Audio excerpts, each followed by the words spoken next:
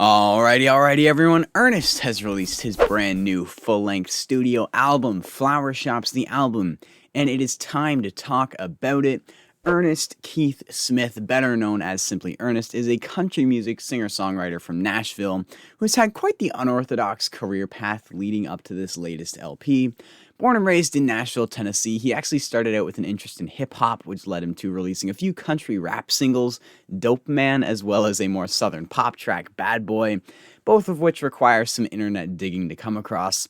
His solo career at the time never really got much momentum, but on the contrary, he was really starting to make a name for himself as a songwriter in the country sphere, writing several cuts for acts like Florida Georgia Line, Sam Hunt, and Chris Lane.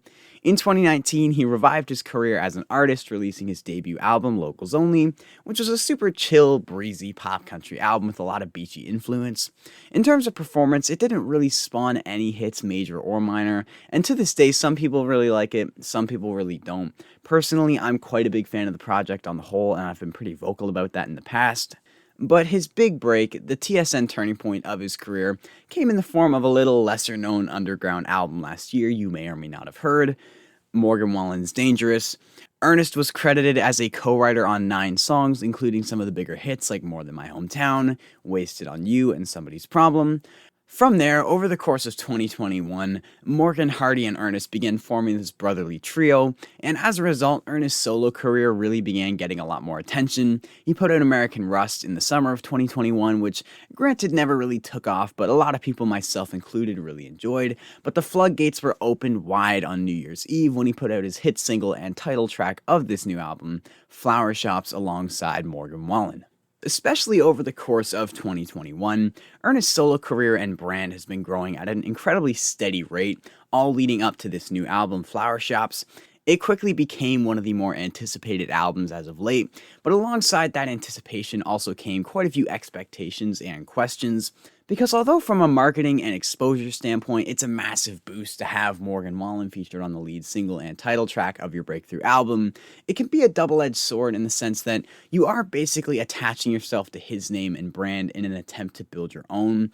Now, I'm not saying collaborations are scummy or an illegitimate way to try and spread your music to new audiences. What I am saying is because Ernest and his team leaned so heavily on this attachment to Morgan through the promotion and the music itself, people slowly became a little skeptical. There were some real questions surrounding this record leading up to the release. For example, is Ernest content to live in the shadow of Morgan? Is he going to try and cater to that audience knowing how big it is and how closely connected he is to it? Basically, most of the questions boiled down to, does Ernest want to make a case for himself as a distinct, original artist separate from his ties to Wallen, or is he okay being the Robin, being the sidekick in a way? And honestly, I was asking these same questions. Obviously, Flower Shops, the song, had been brewing for months by the time it was released, but seeing it released with Morgan and then hearing pre-releases like Some Other Bar, but mostly What It's Come To, which, spoiler alert, is probably my least favorite song on the record, I too began wondering, even though I'm enjoying the songs, is this record just going to be like the third leg of Dangerous? Because although I've been a vocal supporter of Ernest for some time now, specifically What It's Come To really does sound like a leftover from Dangerous, and I wasn't going to deny that just because I'm a fan of someone. Now, before I move on, I would like to say quickly, I think there is a fair counter-argument to the whole discount Morgan debate, or whatever you want to call it, and that is the fact that you can hear the influence Ernest's songwriting style and compositional tendencies had on Dangerous, because there was a pretty significant shift in Morgan's sound and general vibe in between his debut, If I Know Me, and Dangerous, and I think one of the obvious reasons for that is the input from Ernest. Obviously, he wasn't the only person involved with that record, but especially on the songs he contributed to, as time's gone on, I've begun really noticing the stylistic elements Ernest brought to the table. So in that regard, is he copying Morgan's sound if he was heavily involved in the creation of that sound you claim he's copying? I'm not at all saying that is the sole reason Morgan's music sounds like it does. I know it's a very complex world with a lot of moving parts, but it's more just food for thought. But regardless, all social factors aside, the clock kept turning and March 11th eventually came around, and as far as I'm concerned, Ernest took those overarching questions, those lurking skepticisms, crumpled them up into a ball, and 360 dunked it from the free throw line. Because again, although tracks like What It's Come To opens the window for potential complaints, the rest of this album is just pure gold. And that gold wastes no time rising to the surface in the form of the very first track, Sucker for Small Towns.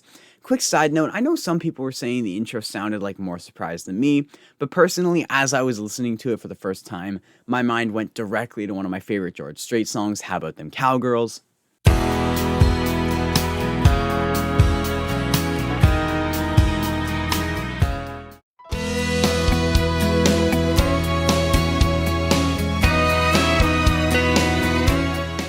Although Sucker for Small Towns might not be the most cryptic, intricately written track of all time, I think it really effectively introduces you to exactly what you can expect from the rest of this record. Simple but compelling and accessible storytelling, backed by killer, euphonious vintage instrumentals crafted in a modern environment for a modern audience.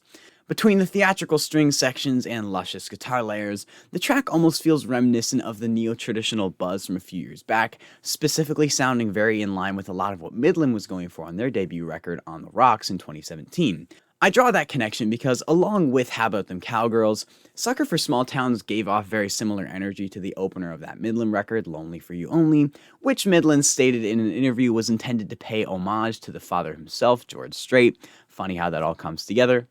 We then transition into what would appear to be one of the fan favorites from the record so far, Tennessee Queen, a flirtatious, romantic cut loaded with some clever Elvis references, and it's easy to see why this one is really connected with the fans. It's got a super infectious chorus, Ernest's delivery is woozy, it's seductive, it's evocative, the melody is unique and playful, pair that with some rich production utilizing some dreamy steel and a set of Rhodes, and you've got yourself pretty much the picture-perfect love song. The whole thing just feels like a slow dance around a wallpapered kitchen with wooden cabinets. And before I get too ahead of myself, I would like to highlight the use of steel on this record. It is absolutely everywhere, and it sounds incredible. It's one of the most frequently used instruments in the transitions, and even just to support the choruses, it just adds so much depth to the arrangement. Steel, when used right, has a unique ability to open a song right up, and that's exactly how it's used on so much of this album. It plays a pretty essential role in just about every song, and I couldn't love that decision more. People always talk about fiddle and steel, and while there's not really any fiddle on here, the amount of steel makes up for the fiddle's absence, but I also think sheerly from an aesthetics perspective, the steel just complements this record's vibe a lot better than fiddle could have. Fiddle has this not grating but rough quality that helps songs feel a lot more grounded and rootsy, but on the other hand, the steel has a way of adding this borderline celestial element that, like I said, complements Ernest's style really well since he's more in that dreamy vintage pop country sound. The third track, Classic, both thematically and stylistically, almost feels like an expansion of Insane from Ernest's debut in 2019. It also wears a little more of that tropical influence that was such a prominent part of that Locals Only record, and while it may not be my favorite track on the record, I still think Ernest creates this zone, this hazy, humid, grainy atmosphere that I find so entrancing. And as far as lyrics go, I do like the use of alliterations and unorthodox rhyming patterns used throughout the verses, and just generally how they flow rhythmically, the second verse standing out in particular. Got a little vinyl kind of Hall of Fame flame in a frame they gon' talk about when we're gone. They'll put it in a book, hang a page on a hook, so they can see the all about we been on. From there, the album really hits a stride of sheer quality that simply outshines any other stretch on this thing, but I don't mean that in a condescending way towards any other runs on this record. This 4, 5, 6, 7 stretch is just that good.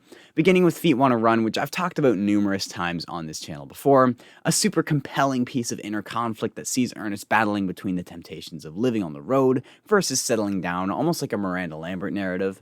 The song is backed by a spacious, mysterious instrumental with a neat chord progression that packs a punch but also stays out of the way of Ernest's delivery. Comfortable When I'm Crazy is a real standout for me.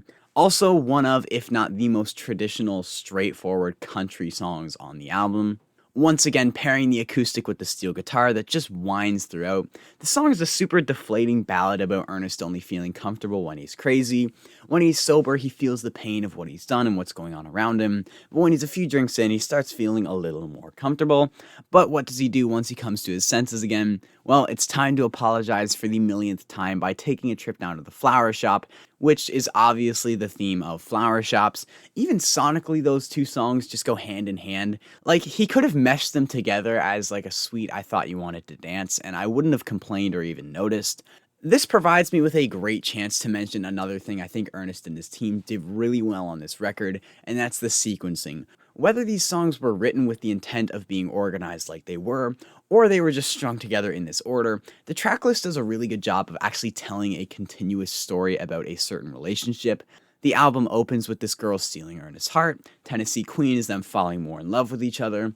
Classic is almost like a We Made It anthem of look at us go, we're doing so good, but then some drama arises in the form of Feet Wanna Run, with Ernest being unable to decide where he wants to go and what that means for his current situation. As a result, he turns to drinking as a way to temporarily push his problems aside, but as we all know, this isn't a very sustainable method of coping. And he runs out of verbal apologies, which is the very lyrical basis of Flower Shops, trying to win back this girl, but as we learn in the road trip song of the album Did It With You, the girl does not take Ernest back. The song features a great drive, a quick tempo, some very emotionally reactive guitar work, and one of Ernest's best, most convincing vocal performances on the whole album.